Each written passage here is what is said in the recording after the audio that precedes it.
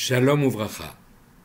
Aujourd'hui, nous sommes le mardi 7 Sivan, c'est Isru Chag à Jérusalem, et nous avons étudié aujourd'hui le Daf Lamed Zayin, la page 37 de la Gemara Yoma. Nos sages nous enseignent que lorsque dans notre étude, nous voyons un enseignement en rapport avec la paracha de la semaine, c'est un bon siman, un bon signe pour notre étude. Et dans la Mishnah qui apparaît dans cette page 37a, il y a un certain nombre d'objets qui sont évoqués. Tout d'abord, c'est deux plaques qui servaient au tirage au sort des boucs pour savoir lequel allait être sacrifié pour l'Éternel et lequel allait être envoyé à Azazel, qui étaient en bois à l'origine, mais Ben Gamla les a fait en or pour montrer l'attachement qu'il avait à cette mitzvah. De la même manière, on nous parle de Ben Katin qui va rajouter des robinets à ce récipient qui servait aux ablutions des mains et des pieds des Kohanim, et il a fait poser 12 robinets pour que les 12 prêtres qui devaient participer à l'offrande du korban, du sacrifice journalier, puissent tous en même temps faire leurs ablutions. Et en continuant, on nous parle de Munbaz le roi, qui avait fait faire tous les manches des instruments en or pour montrer le luxe qu'il attachait, l'importance qu'il attachait au Beth Amikdash. Et on nous parle ensuite de sa mère, Hélénie Amalka, la reine Hélène, qui, elle, a fait deux choses. La première, un lustre qui était accroché à l'entrée de l'Echal et sur lequel venaient se réfléchir les premiers rayons du soleil, et donc c'était l'indication que le moment de réciter le schéma du matin était arrivé.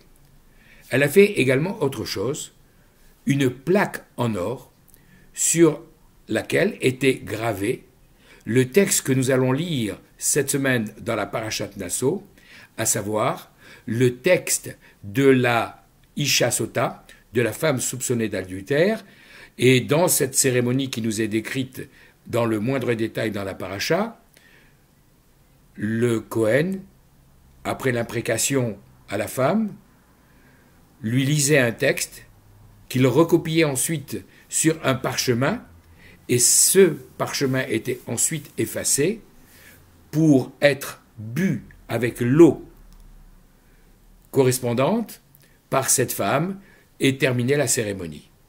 Alors, pour éviter à chaque fois d'avoir à sortir un Sefer Torah, Hélénie Amalka avait fait graver le texte correspondant sur une plaque en or de manière qu'il suffisait de le recopier sur un parchemin avant de venir l'effacer, et ainsi, on associait le luxe de cette cérémonie avec cette plaque en or, avec tout ce qui nous est décrit dans la Torah. À ce propos, j'ai d'ailleurs une question. Rashi, lorsqu'il commente les différents versets de la paracha, va nous dire, oui, il y aura une offrande faite de simple orge, parce que c'est la nourriture des animaux, pour montrer que cette femme a peut-être descendu, rabaissé au niveau des animaux. On fera boire dans un récipient en argile, simplement pour montrer la différence avec les coupes luxueuses dans lesquelles elle a donné à boire à celui qu'on soupçonne d'avoir été son amant. Et puis voilà, que pour ce texte, on aurait pu dire, bon, on va l'écrire sur une plaque en bois, on va l'écrire sur un parchemin pour le laisser à disposition dans le temple.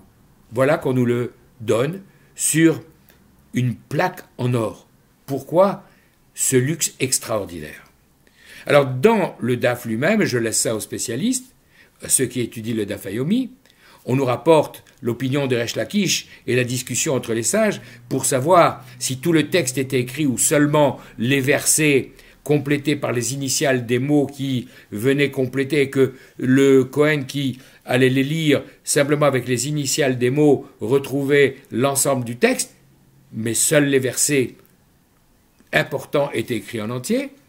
Donc, au-delà de tout cela, pourquoi y avait-il une plaque en or? À ce propos, je voudrais rapporter deux commentaires. D'abord, celui du Maharal de Prague, qui s'interroge sur le point suivant. Comment se fait-il que, finalement, on efface le nom de Dieu qui apparaît dans ces versets au cours de cette cérémonie?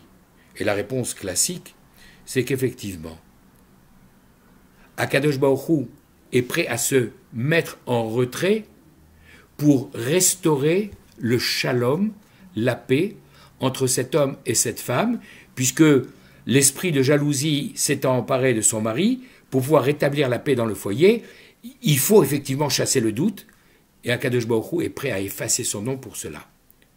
En réalité, c'est ça l'apport du Maharal, c'est de nous dire que Akadosh Baruch Hu, dont le nom est présent entre Ish et Isha lorsque l'harmonie règne entre eux, la Shrina repose, la présence divine repose dans leur foyer, en réalité, il n'est pas du tout en retrait, au contraire, il vient encore plus grand, puisque Shalom, la paix, c'est un des noms de Dieu.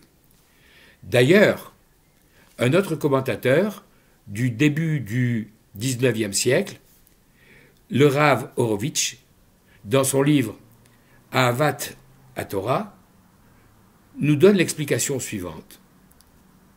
Nous, d'ailleurs, le verrons d'une manière générale au milieu de la paracha, après les premiers sujets qui sont abordés, il y aura la deuxième longue partie concernant l'inauguration du Mishkan avec les sacrifices des 12 princes d'Israël.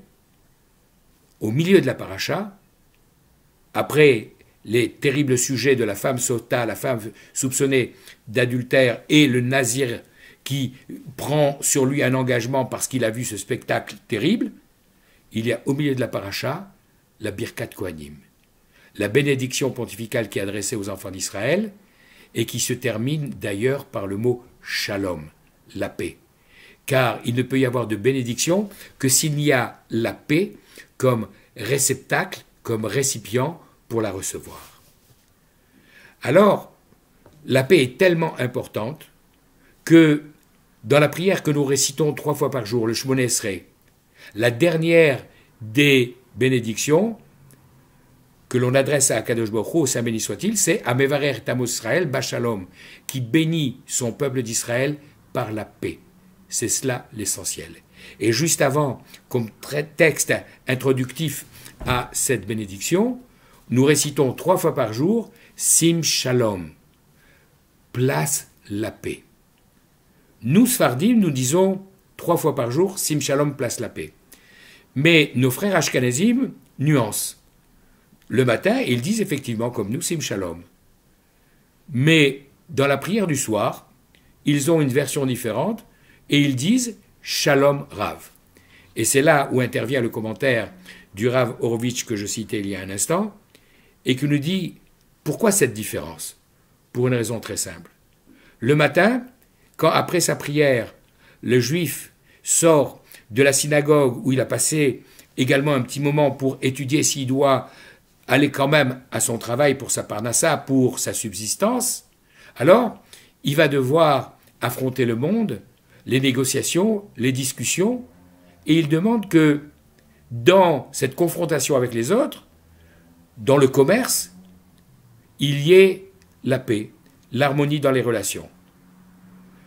Mais, et c'est cela tout le génie de cette formule particulière à nos frères Ashkenazim, le soir, quand après une longue journée de travail et d'études et de prières, il rentre à la maison, il rentre dans son foyer, alors là, puisqu'il va être à nouveau avec son épouse qu'il va retrouver, il doit laisser à l'extérieur tous les soucis, toutes les préoccupations, toutes les difficultés, et demander à Dieu qu'à ce moment-là, Shalom Rav, il y ait une paix encore plus grande qui vienne avec lui dans son foyer pour que l'harmonie réside dans sa maison, dans son couple.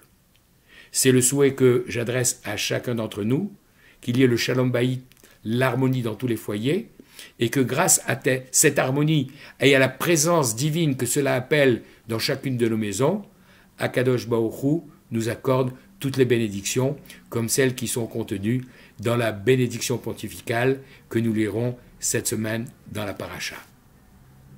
Bonne fin de semaine, Shabbat Shalom le moment venu, Bracha ve'atzlacha, Vechol Tov.